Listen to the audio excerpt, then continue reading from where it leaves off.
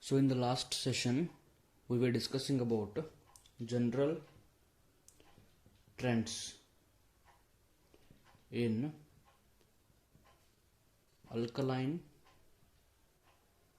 earth metals. So in the general trends of the alkaline earth metals, we discussed about the ionization enthalpies. Now the next general trend in the alkaline earth is called as hydration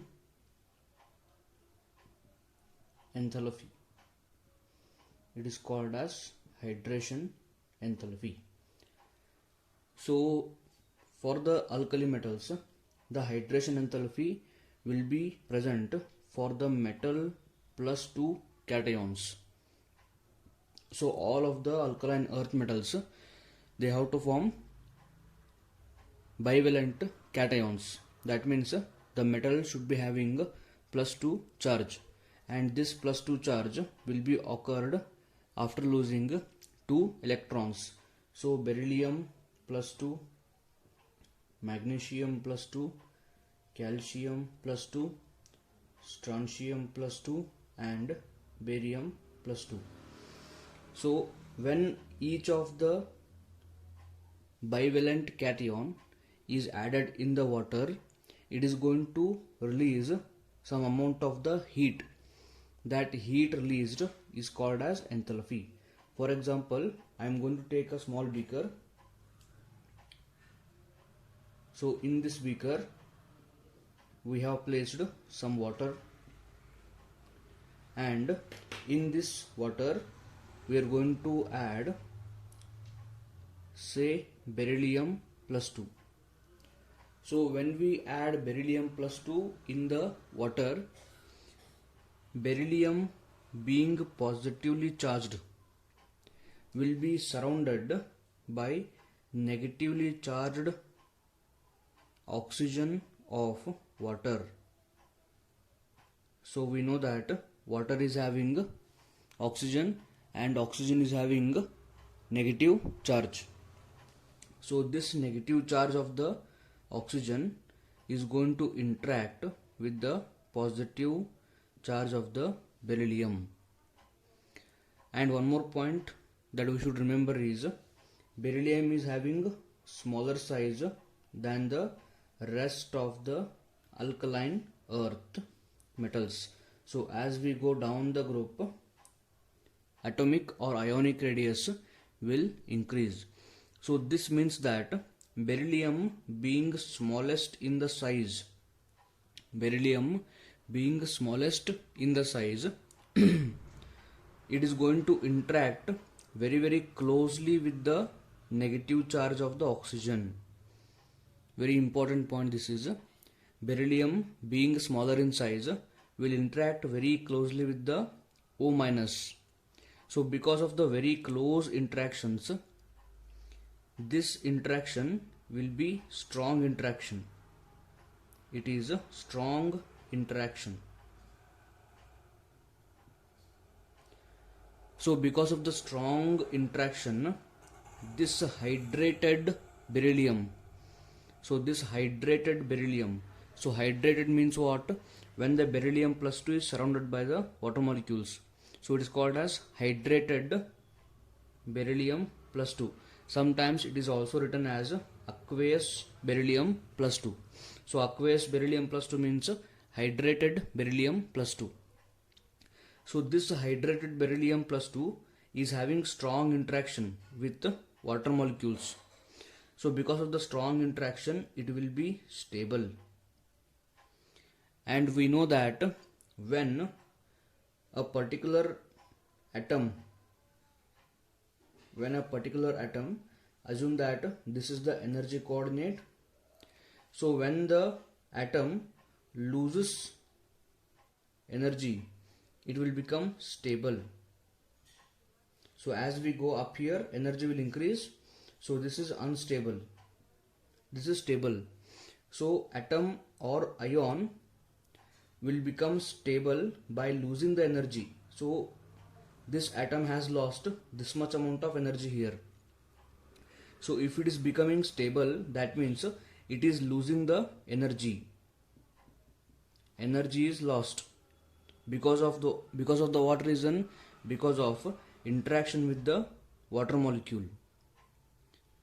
So because of the interaction with the water molecule, energy is given outside. So this energy, whatever the energy is given outside, because of the interaction with the water molecule, that energy is in the form of the heat, and this heat is called as enthalpy. It is called as enthalpy or enthalpy, and this enthalpy is released because of the water molecule. That's why it is called as hydration enthalpy. Now since beryllium is having very small size, it is interacting very closely with the oxygen. That is why the maximum amount of energy is released when beryllium interacts with water than any other alkaline earth metal cations. So for example, if I take strontium and if I drop it in the water,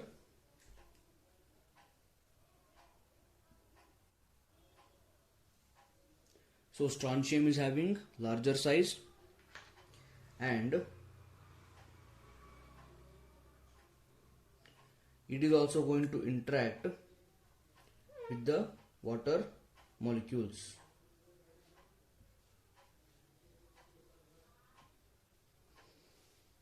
So here we have dropped Sr plus 2 in the water beaker, in a separate water beaker.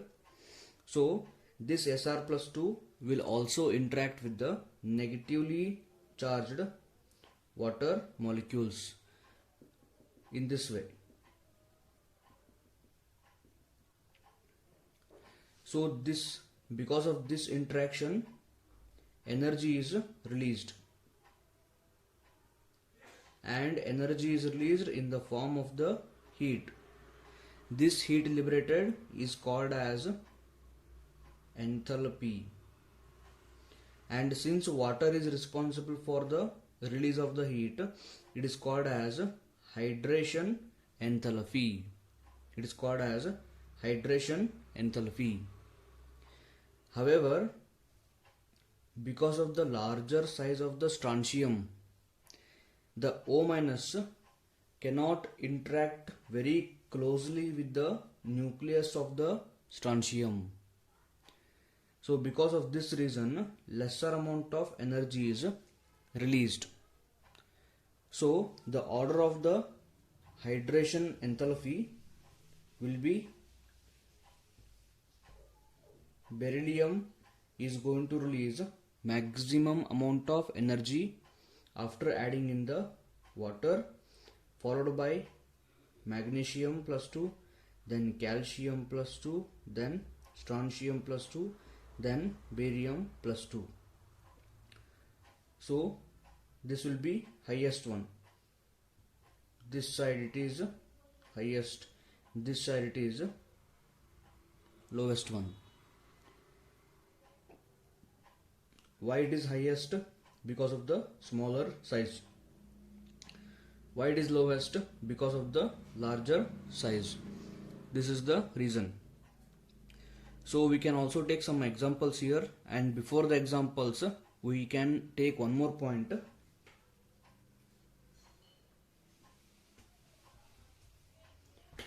The hydration enthalpy for alkaline earth metals is higher. I will write hydration enthalpy. Hydration enthalpy of alkaline earth metals is higher than hydration enthalpy of alkali metals. Alkali metals. So what is the meaning of this sentence that we need to understand here? So alkaline earth metals will release more amount of heat when they are dropped in the water.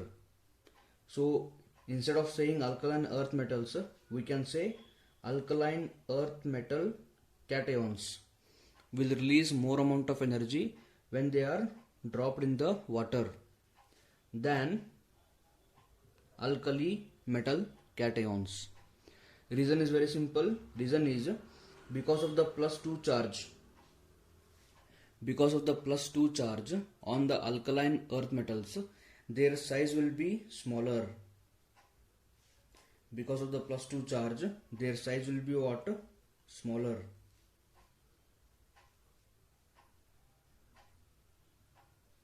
And here, because of the plus 1 charge, size will be little bit larger. So small size because of the plus 2 charge and large size because of the plus 1 charge. So because of the smaller size, the water is going to interact very closely with the cation. Here, because of the larger size, the water cannot interact much closely. So if the interaction is close, then it will be stronger interaction. If the interaction is stronger, more amount of energy is released. So alkaline earth metals will be having higher hydration enthalpy than the alkali metals. So one example we can take here for this. So first I will take alkaline earth metals. So if I take MgCl2, so I will take MgCl2 and I will keep it outside in the air. Immediately it is going to absorb 6 moles of the water. And similarly, if I keep CaCl2 outside in the air, it is also going to absorb 6 moles of the water. So in the similar way, if I keep sodium chloride outside in the air, it will not absorb a single molecule of water also. So in the similar way, if I keep KCl outside in the air or in the moisture, the KCl will not absorb a single molecule of the water. So this will tell us directly that alkaline earth metals are having more hydration enthalpy. So they are absorbing the water here to lose the energy and to become more stable. So let's go to the next point.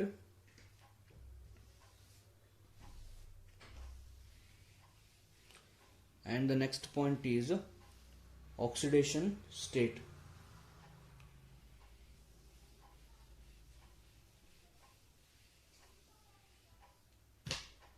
So the first element is beryllium, and then I will take magnesium. So beryllium is having atomic number of hydrogen, helium, lithium, beryllium. So it is having atomic number of 4. And magnesium is having atomic number of 12. So if I want to write electronic configuration, I can write 1s2, 2s2.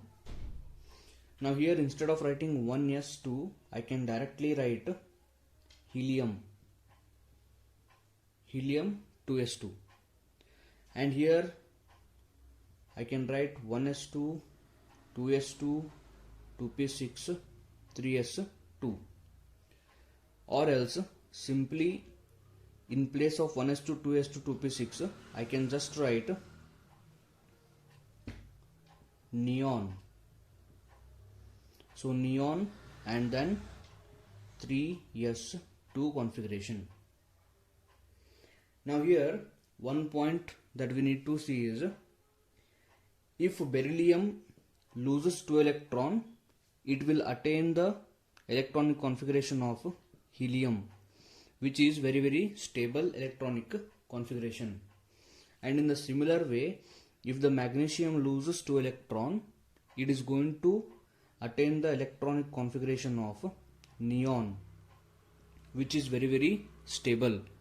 That's why they're called as inert gases.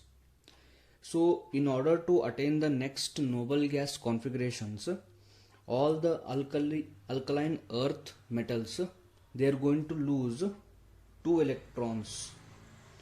They will lose 2 electrons.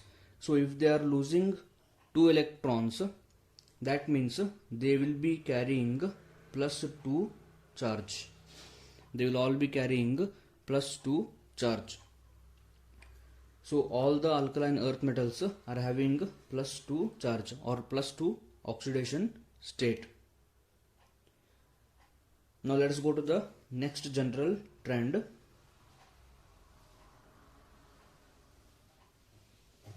And the next one is reducing property or reducing nature.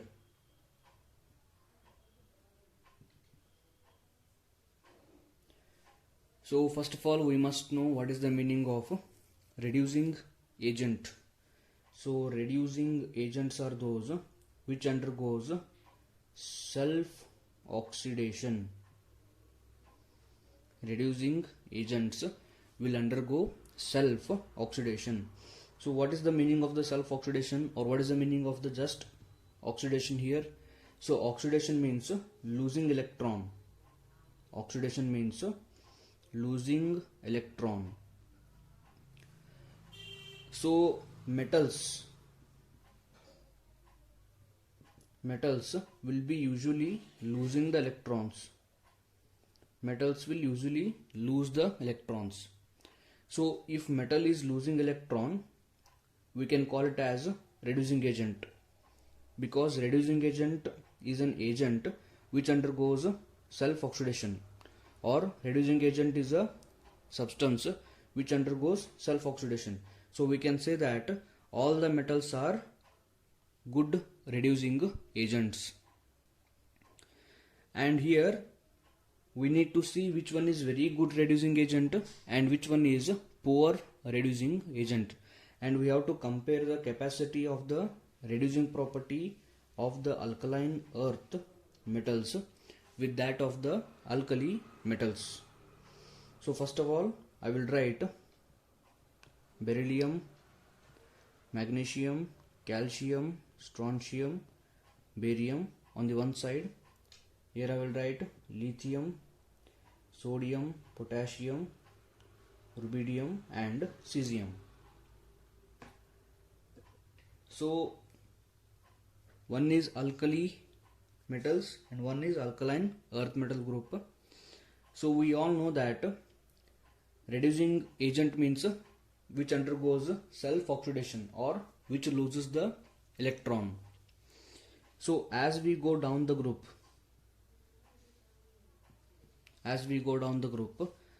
on both sides size will increase. On both sides size will increase. Yes, so here also size will be increasing.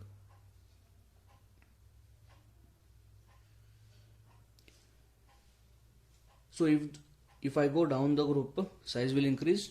If the atomic size increases, then distance between the electron and the nucleus will increase.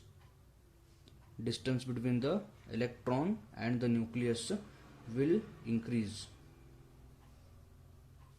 So if the distance between the electron and the nucleus increases, then electron will be far from the nucleus. That means there will be lesser attraction. There will be lesser attraction between the electron and the nucleus. So if there is lesser attraction, electron will be given easily. If there is lesser attraction between the electron and the nucleus, electron will be given easily. If electron is given easily or rapidly, then it will be called as good reducing agent, because reducing agent is an substance which undergoes self oxidation. So if the self oxidation is happening easily, it will be called as good reducing agent. Now what we need to do is we need to compare the reducing nature of the alkali metal with that of the alkaline earth metals. Now in order to compare that, we must know one thing, that as we go from left side to right side across the periodic table, atomic number will increase. Atomic number will increase as we go from left side to right side. So if the atomic number increases, then what will happen is the number of the protons inside the nucleus are going to increase.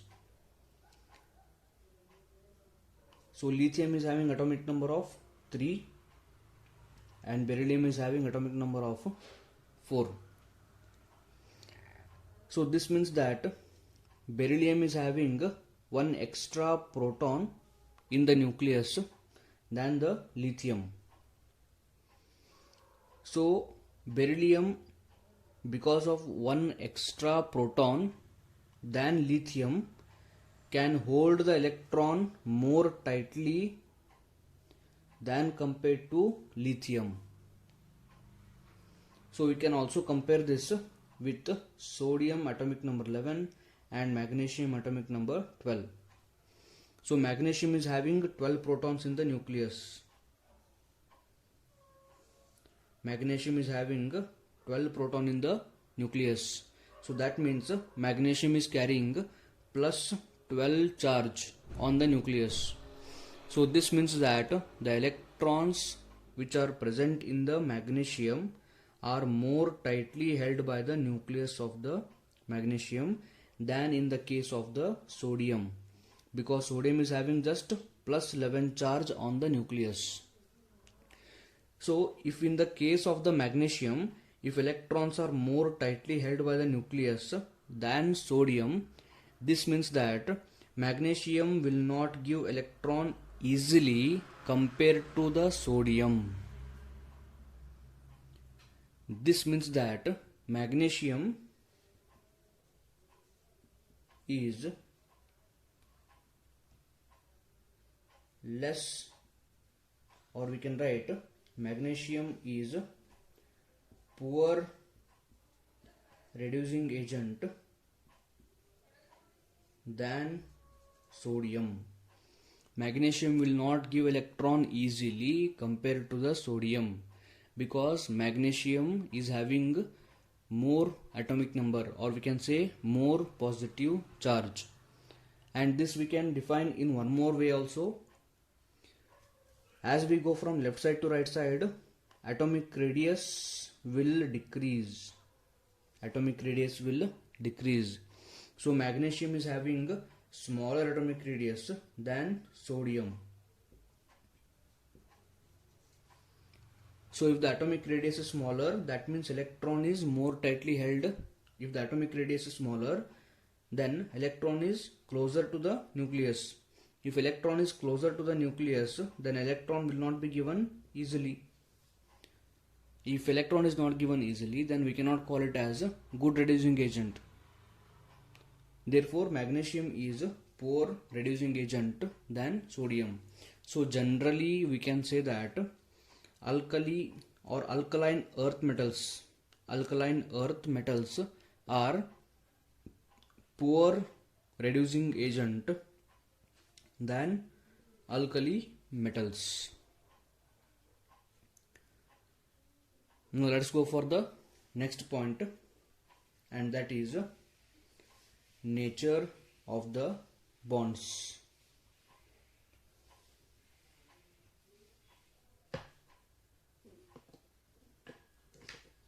Nature of bonds. So in the nature of the bonds, the important point is beryllium and magnesium, they mainly form covalent bonds.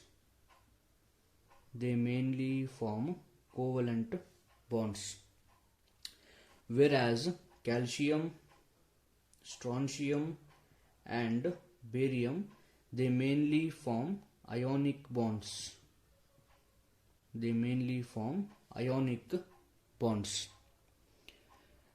So the reason why beryllium and magnesium are forming covalent bond is because of the smaller size. beryllium and magnesium are having small size. So because of the smaller size, as I have explained already in the previous classes, they will be forming covalent bond. So calcium, strontium, barium will be forming ionic bonds. So best example for the covalent compound is beryllium chloride, or you can take magnesium chloride. This will be covalent, whereas BaCl2, barium chloride, will be ionic in nature. Now let us go to the next point, that is electropositivity and metallic nature.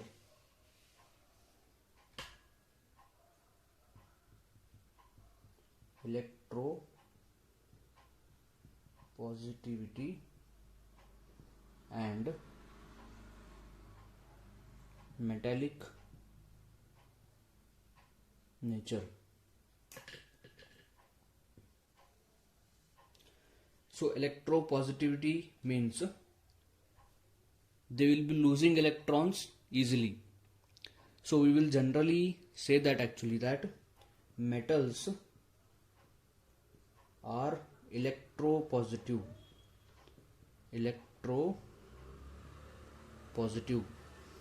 Because metals will not keep electron, they will easily give electron. So the tendency of giving electrons easily is referred as electropositivity. So this electropositivity nature will increase down the group. So the electropositivity nature will increase down the group because atomic radius will tend to increase. So this electropositivity and the metallic nature both are correlated, or we can say that they are directly proportional. So as we go down the group, electron will be given more easily. That means as we go down the group, metallic property also will increase. So the elements which are present down the group, they are good metals than the element present first in the group. Because as we go down the group, electropositivity increases. So if the electropositivity increases, electrons will be given easily.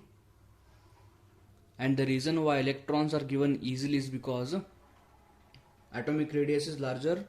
If the atomic radius is larger, then the distance between the electron and the nucleus is more. If the distance is more, attraction is less.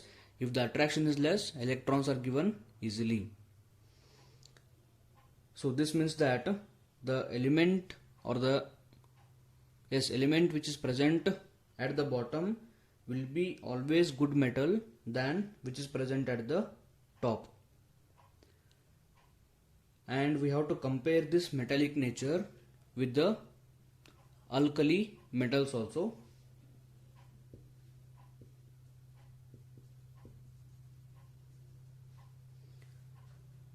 So as we go from left side to right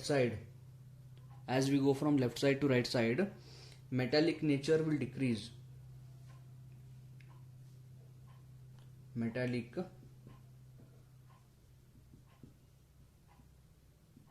nature decreases.